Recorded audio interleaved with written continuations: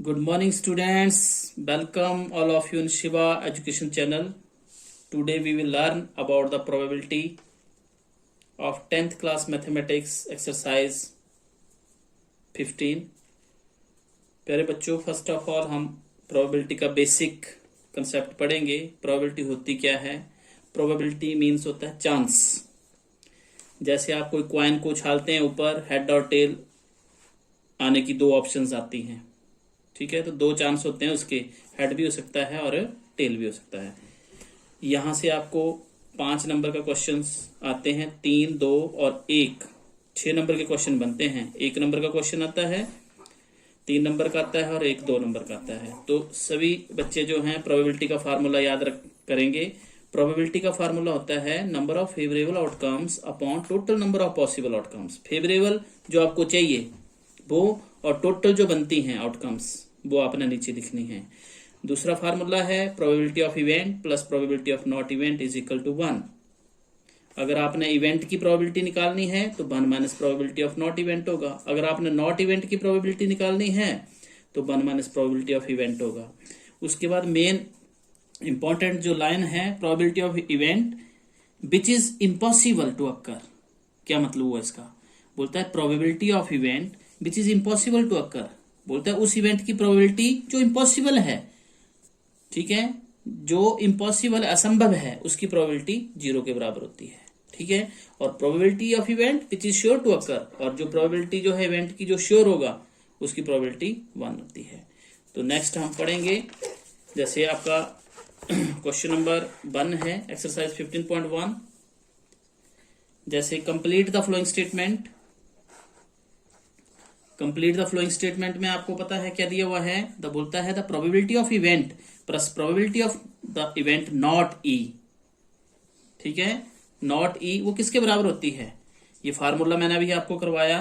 The probability of event plus probability of not event 1 के बराबर होता है. क्लियर? उसके बाद दूसरा क्वेश्चन है, दूसरा पार्ट इसका, the probability of event that can not happen. जो प्रोबेबिलिटी नहीं हो सकती है, ठीक है ना, जो नहीं हो सकती उसकी प्रोबेबिलिटी 0. वो भी मैंने आपको अभी बताया. Such event is called impossible event. इसको हम बोलेंगे इम्पॉसिबल. Impossible event. तीसरा पार्ट इसका, the probability of an event that is certain to happen. बोलते हैं the probability of event that is certain to happen, जो हो सकती है वो 1 के बराबर होती है. Such event is called sure event. इसको हम श्योर इवेंट बोलते हैं. बोलते हैं the sum of the probability of all the elementary event of an experiment is 1. जब भी आपने प्रोबेबिलिटी निकालनी है एलिमेंट्री इवेंट का तो उनका सम जो है इवेंट्स तो वो 1 के बराबर होता है. The sum of the probability of all the elementary events of an experiment is 1. ठीक है, the probability of an event is greater than और equal to 0 and less than और इक्वल टू 1. ये आपका पहला क्वेश्चन है. उसके बाद हम करेंगे क्वेश्चन नंबर 4. क्वेश्चन नंबर 4 में आपको मैंने बताया है, बोलता है which of the flowing can not be the probability of an event. आपने बताना है, आपको प्रोबेबिलिटीज दी हुई है नीचे, आपने बताना है कौन सी प्रोबेबिलिटी जो है पॉसिबल नहीं है, can not be probability of an event. तो मैं आपको बताना चाहता हूं कि प्रोबेबिलिटी जो है कभी भी माइनस में नहीं आती है, तो ये आपका पॉजिटिव आती है. अभी मैंने आपको बताया कि प्रोबेबिलिटी ऑफ इवेंट जो है ग्रेटर देन और इक्वल टू 0 होती है, मतलब इम्पॉसिबल इवेंट की 0 होगी और जो श्योर इवेंट है उसकी 1 होगी. तो ये 0 और 1 के बीच में लाई करती है, तो माइनस ये पॉसिबल नहीं है. तो ये जो आपका बी ऑप्शन जो है ये टिक होगी. Here -1.5 probability is not possible. ठीक है ना. उसके बाद अगला क्वेश्चन है मोस्ट इंपॉर्टेंट क्वेश्चन, जो 3 नंबर में और 2 नंबर में आता है, हर बार आता है बोर्ड की इसमें. तो ये आपका है, if the probability of event is 0.05 but is the probability of not event. Dear students, आपने पढ़ा, जो आपको दिया है वो आपने लिखना है. गिवन आपको क्या दिया हुआ है? गिवन प्रोबेबिलिटी ऑफ इवेंट आपको दिया हुआ है 0.05. आपने फार्मूला पढ़ा है probability of event plus probability of not event 1 के बराबर पढ़ा है आपने. ठीक है, तो इसमें आपने जैसे नॉट इवेंट निकालना है तो नॉट इवेंट का आपको फार्मूला पता है, प्रोबेबिलिटी ऑफ नॉट इवेंट का फार्मूला होता है 1 माइनस 0.05। तो कुछ बच्चे जो हैं जैसे 1 में से कैसे आपने घटाना है 0.05 को, तो होल नंबर जो होता है वहां से होल नंबर आपका घटता है और डेसिमल पार्ट में से डेसिमल पार्ट घटेगा।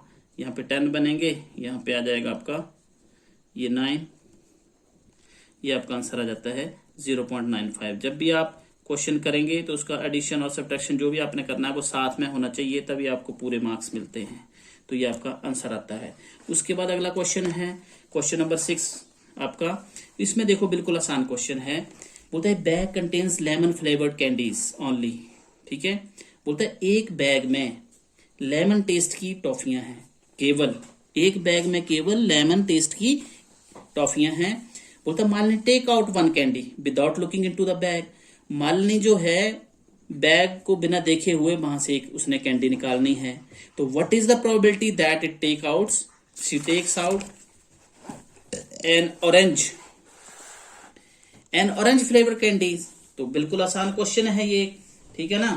फिर से मैं आपको फिर से रिपीट करना चाहता हूं कि एक बैग में जो है लेमन फ्लेवर्ड कैंडी है, ठीक है, नींबू के टेस्ट वाली जो है इसमें टॉफियां हैं, और आपसे पूछी गई है प्रोबेबिलिटी ऑरेंज फ्लेवर्ड कैंडीज की, संतरे की टेस्ट की जो कैंडी है उसकी प्रोबेबिलिटी आपने बतानी है। तो आपको पता है देयर इज नो, आपने लिखना है there is no orange flavoured candy.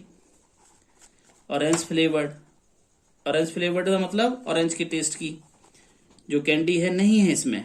तो आप लिख सकते हैं प्रोबेबिलिटी ऑफ, क्या लिखना है, प्रोबेबिलिटी ब्रैकेट में आप लिखेंगे ऑरेंज फ्लेवर्ड कैंडी। इसकी प्रोबेबिलिटी का formula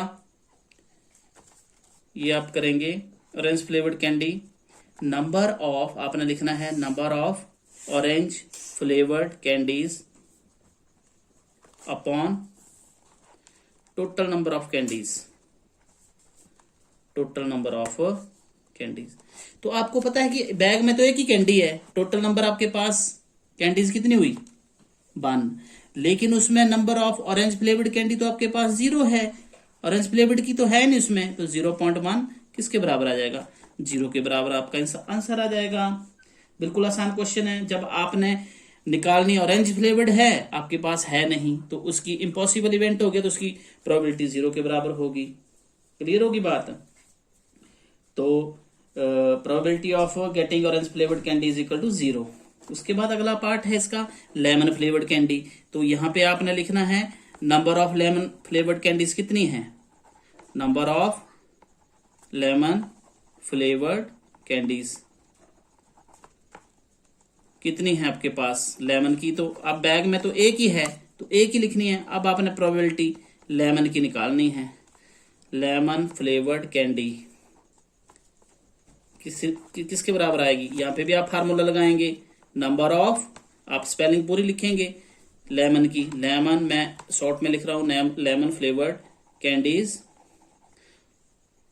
upon total number of candies. Total number of candies कितनी है आपके पास, total number of candies bag में तो एक ही है,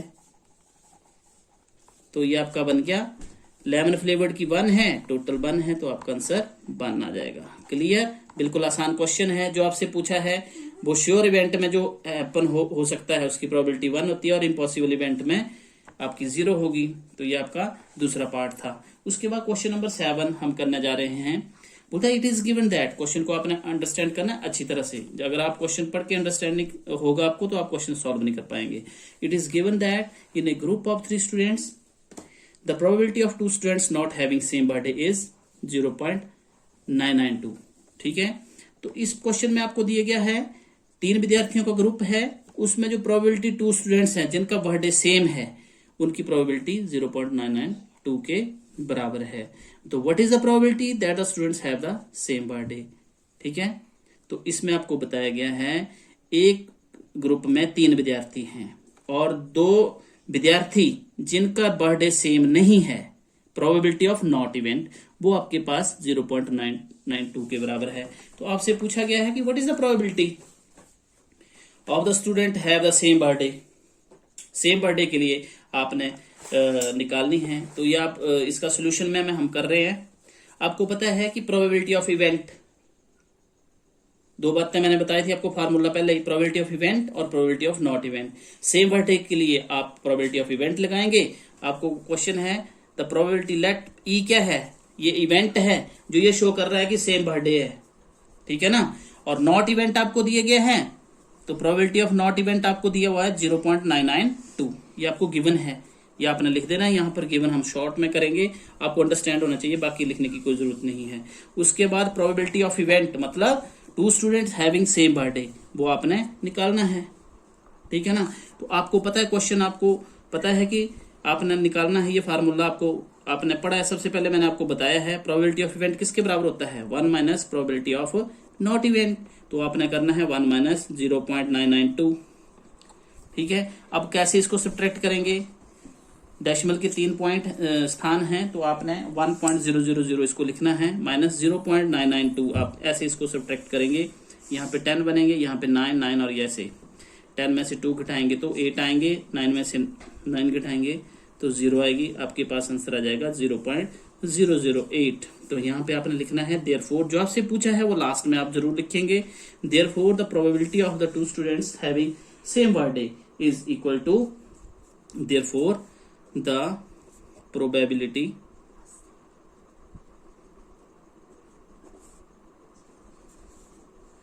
of two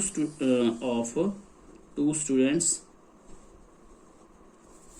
having same birthday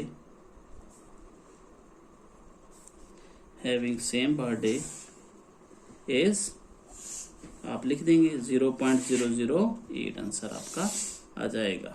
तो ये आपका क्वेश्चन आ गया। ये क्वेश्चन नंबर 7 आपका कंप्लीट हो गया, बिल्कुल आसान क्वेश्चन था, ठीक है। उसके बाद अगला क्वेश्चन है, क्या दिया हुआ है, बिल्कुल आसान है। ए bag contains 3 red balls 5 black balls, ठीक है ना। एक बैग है आपके पास, उसमें 3 रेड बॉल्स हैं। बॉल्स का मतलब क्या है, बॉल्स का मतलब है गेंदे, 3 उसमें रेड कलर की गेंदे हैं और 5 जो हैं आपकी ब्लैक कलर की हैं। बोलता है black ball is drawn at a random from the bag, आपने बैग में से एक बॉल निकालनी है रैंडमली। तो what is the probability the ball drawn is red, आप बताओ कि रेड कलर की जो बॉल है उसकी क्या प्रोबेबिलिटी होगी और नॉट रेड की क्या होगी। तो ये आपका सीधा आपने लिखना है सॉल्यूशन। यहां पे आप लिखेंगे नंबर ऑफ रेड बॉल्स, कितनी है आपके बैग में रेड बॉल्स, 3 है आपके पास। नंबर ऑफ ब्लैक बॉल्स कितनी हैं, ब्लैक बॉल्स आपके पास 5 हैं। तो टोटल नंबर ऑफ बॉल्स कितनी होगी थैले में कुल मिलाकर, टोटल नंबर ऑफ बॉल आपके पास आ जाएंगी 8, ठीक है ना। बैग में आपके पास 3 रेड हैं और 5 आपके पास ब्लैक है, तो टोटल मिला के कितनी होगी 8। आपसे पहला क्वेश्चन है, बोलता what is the probability of red ball, तो P लिखेंगे और ब्रैकेट में लिखेंगे रेड बॉल। इसका मतलब ये है probability of getting red balls is equal to, formula बनेगा इसका, number of red balls upon total number of balls. तो किसके बराबर आ जाएगा ये, नंबर ऑफ रेड बॉल्स आपके पास कितनी हैं, रेड बॉल आपके पास 3 हैं और टोटल नंबर ऑफ बॉल्स आपके पास 8 हैं। तो ये इसका आंसर आ जाता है। दूसरा क्वेश्चन आपसे पूछा गया है, what is the probability of not red, ठीक है ना। नॉट रेड के लिए क्या होगी, नॉट रेड के लिए आपके पास हो जाएगी 1 minus probability of red ball, ठीक है ना।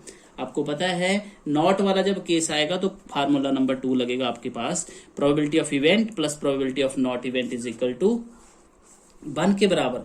जब नॉट निकालना है आपने तो 1 माइनस प्रोबेबिलिटी ऑफ इवेंट आपका रेड है, तो यहां से आप ये करेंगे इसको, तो ये आपका किसके बराबर आ जाएगा, एलसीएम लेंगे, एलसीएम आपका 8 1 जार 8 माइनस 3, तो ये आपके पास 5/8 आंसर आ जाएगा। बिल्कुल आसान है। उसके बाद अगला क्वेश्चन नंबर 9 बोलते हैं bag contain red marbles. Marbles क्या होती हैं, गोलियां जो बच्चे खेलते हैं, ठीक है, कंचे जिनको बोलते हैं। एक बैग में नंबर ऑफ रेड मार्बल्स जो आपको दिया गया है वो आप लिखेंगे। रेड मार्बल्स कितनी हैं? 5 हैं। Number of white marbles, white marbles आपके पास 8 हैं। ठीक है ना, बैग में आपके पास 5 जो हैं रेड मार्बल्स हैं, 8 आपके पास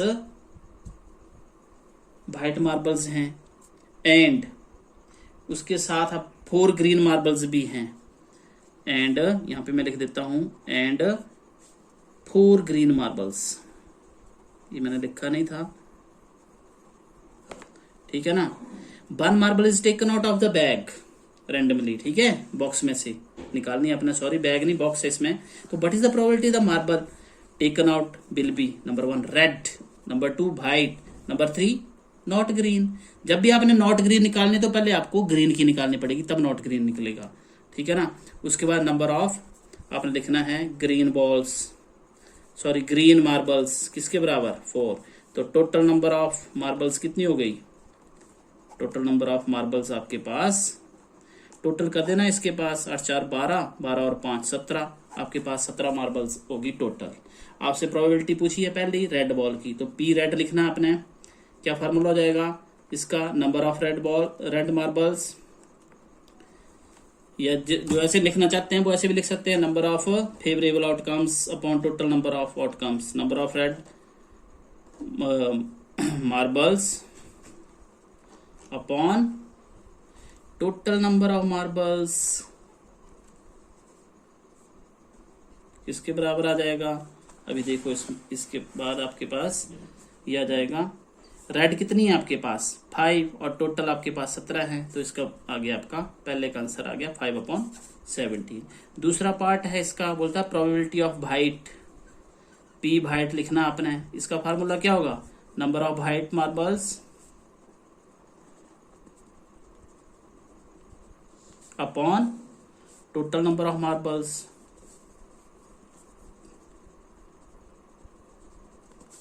ठीक है, तो आपके पास कितनी हो जाएंगी? वाइट मार्बल्स आपके पास कितनी हैं? 8 हैं, और टोटल आपके पास 17 हैं, तो इसके पास ये आ जाएगा।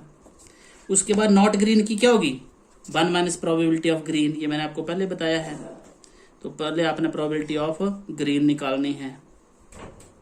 ग्रीन की क्या आ जाएगी?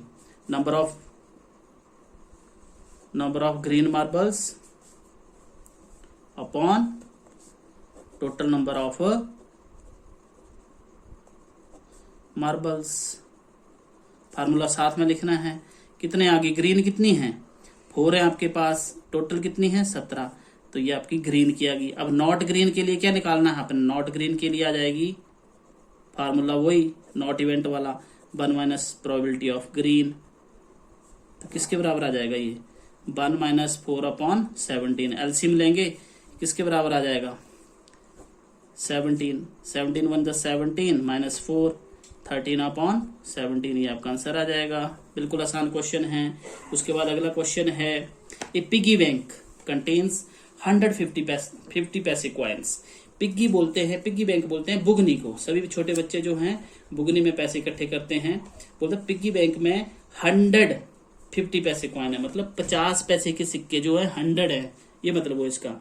और 50 पैसे के कॉइन जो है 50 जो है 1 रुपए के कॉइन है, और 20 जो है 2 रुपए के कॉइन है, और 10 जो है वो 5 रुपीज के कॉइन है। तो बिल्कुल आसान क्वेश्चन है ये। देखिए कैसे करना है सॉल्यूशन इसका। सबसे पहले जो आपको दिया गया है आप लिखेंगे कौन कौन से आपके पास सिक्के हैं। 50 पैसे कॉइन, नंबर ऑफ 50 पैसे कॉइन। 50 पैसे के सिक्के कितने हैं आप लिखेंगे, इसमें दिया हुआ है 100 है।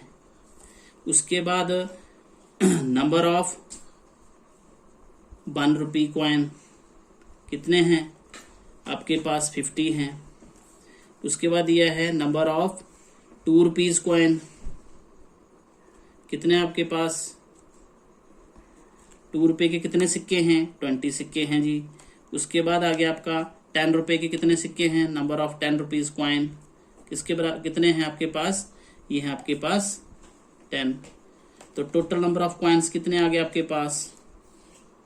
टोटल नंबर ऑफ कॉइन्स कुल मिला के कितने सिक्के हो गए आपके पास? टोटल कर दो इसका। ठीक है, 180 आपके पास आ जाएगा। टोटल नंबर ऑफ कॉइन्स किसके कितने हो गए आपके पास, 180 हो गए टोटल नंबर ऑफ कॉइन्स। ठीक है, उसके बाद आ गया आपका, इसको कैसे करेंगे आगे से, टोटल नंबर ऑफ कॉइन्स आपके पास आ गए। आपसे पूछा क्या गया है, बोलता है what is the probability of that the coin will be of 50 पैसे, मतलब आपने निकालनी है प्रोबेबिलिटी 50 पैसे कॉइन की। तो क्या फार्मूला बनेगा, नंबर ऑफ 50 पैसे कॉइन, 50 पैसे के कितने सिक्के हैं और कुल मिलाकर कितने सिक्के हैं, total number of coins. Total number of coins आपके पास 50 पैसे के कितने सिक्के हैं, 50 पैसे के आपके पास 100 सिक्के हैं और कुल मिलाकर कितने बनते हैं वो 180। आप उड़ा सकते हैं, 2 5 जा 10, 2 9 जा 18, 5/9 आंसर आएगा इसका। उसके बाद दूसरा पार्ट आपको दिया हुआ है, बोलता है bill not be rupees 5 coins, 5 रुपए के सिक्के नहीं, ठीक है ना। तो आपने पहले प्रोबेबिलिटी किसकी निकालनी है, 5 रुपीज कॉइन की निकालनी है, 5 रुपए के सिक्के की निकालनी है प्रोबेबिलिटी। क्या होगी, number of 5 rupees coin upon total number of coins. ठीक है, तो 5 रुपए के सिक्के कितने हैं आपके पास, 10 सिक्के हैं और टोटल नंबर आपके पास 180 हैं। कुल मिलाकर कितने सिक्के हुए, ये कट गया आपके पास 1/18, इसका आंसर आ जाएगा। उसके बाद आपसे जो पूछा है दूसरे में, but is the probability that bill not be 5 rupees coin, ऐसे आपने ब्रैकेट में लिखना है। तो ये क्या आ जाएगा, 1 minus probability of 5 rupees coin. तो ये किसके बराबर आ गया, 1 माइनस 1/18, मतलब 18 माइनस 1 एलसीएम लेकर ये आ गया आपका 17/18। तो प्यारे बच्चों, जो आज मैंने आपको प्रोबेबिलिटी के 10 क्वेश्चन समझाए हैं, आपने अच्छी तरह से इसको समझना है। अगर कोई प्रॉब्लम आती है तो आप कमेंट करें।